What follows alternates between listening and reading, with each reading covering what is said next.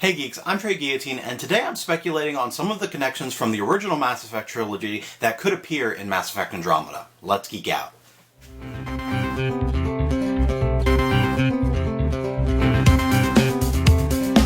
Mass Effect Andromeda takes place about 600 years after the events in the Mass Effect original trilogy. The story focuses on explorers and colonists who are looking for a new home and for new adventures in the Andromeda galaxy. Choosing this setting and this time frame 600 years after the events of the original trilogy is a really clever way for BioWare to not really have to worry about the decisions that the characters made in the previous games. So they don't have to worry about if you chose to destroy the Reapers or control the Reapers or if you chose synthesis, as these colonists and these characters are so far removed from the events in the trilogy.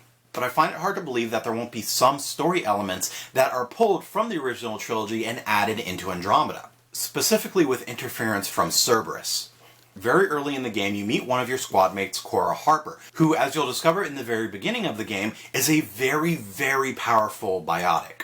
Normally we chop this off to, I'm sure we'll find out about why she's a powerful biotic in her backstory, but specifically because her last name is Harper, this makes it a little bit interesting, as Harper is the last name of the elusive man, Jack Harper, who founded and runs the human-centric, human-first organization, Cerberus. The main goal of Cerberus is to advance humanity past that of the other galactic races in the Milky Way. And a few of the ways he looks to do this is through technological enhancements as well as biotics. With Cora and the Elusive Man sharing the last name, it's very likely that Cora Harper is related to the Elusive Man some way. A cousin, a distant cousin, maybe even his daughter or an adoptive daughter. We don't yet know all of the backstory of Cora Harper, but it's not hard to believe that Cora Harper and Jack Harper, the Elusive Man, will share some kind of connection, especially with her being such a powerful biotic.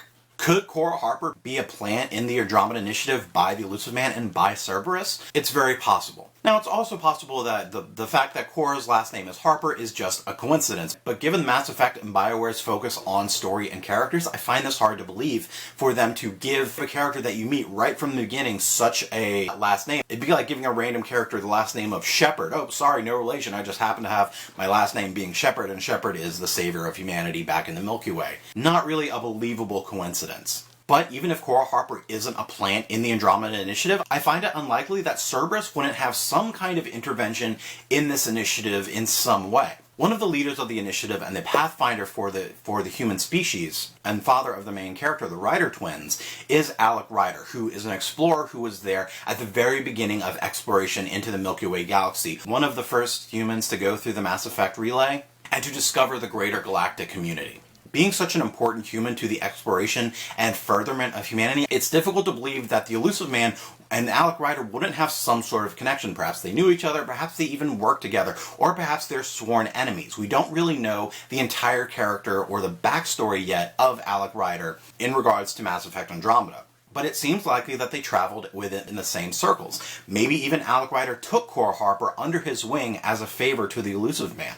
Alec Ryder also had a personal interest in the advancement of the human race, as well as continuing artificial intelligence research, as something you find out very early in the game.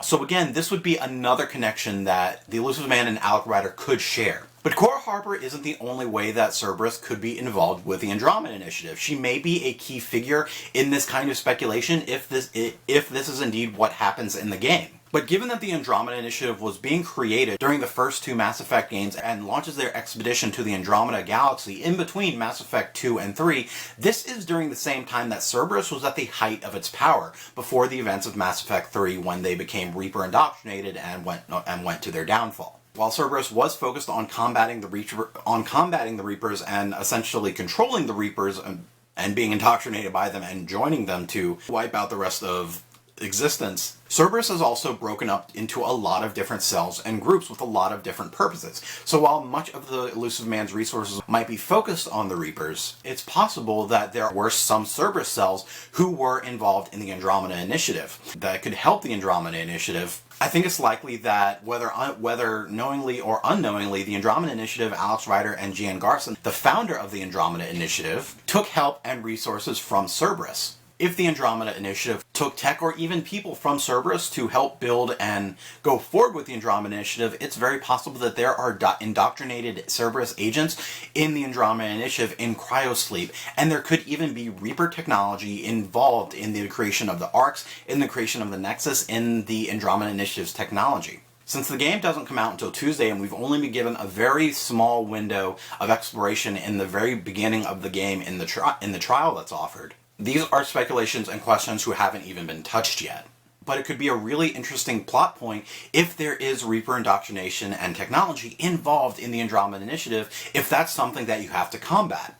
But now that I'm saying that, since this game takes place 600 years after the fall of the Reapers, in whichever decision you made, whether to destroy them, control them, or go through synthesis, would indoctrination still be a factor? Is it something that lingers on after the destruction or absence of the Reapers so far, if their indoctrinated agents are so far removed? Or is this something that could affect agents and missions in the Andromeda Galaxy? When BioWare made Mass Effect Andromeda, they wanted it to stand alone, away from the original trilogy, while still referencing the original trilogy and being in the same universe. It wanted to be its own standalone story. So perhaps there is no connection to a lot of the events in the Milky Way. Perhaps there is no Cerberus connection. Perhaps there is no indoctrination.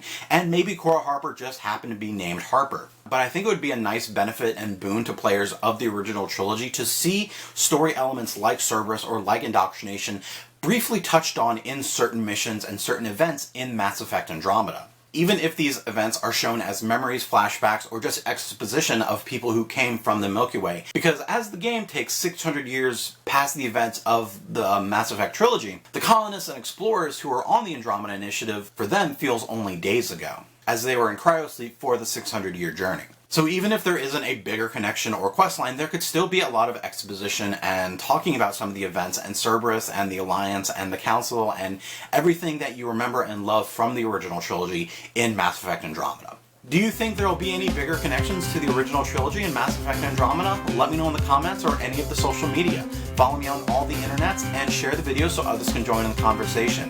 If you like this video, give it a thumbs up and check out my Patreon to support more of my future content, and visit templeofgeek.com, your one stop for all things geek, and subscribe to my channel to geek out some more. Thanks for watching and have fun. So Captain America, Thor, Hulk.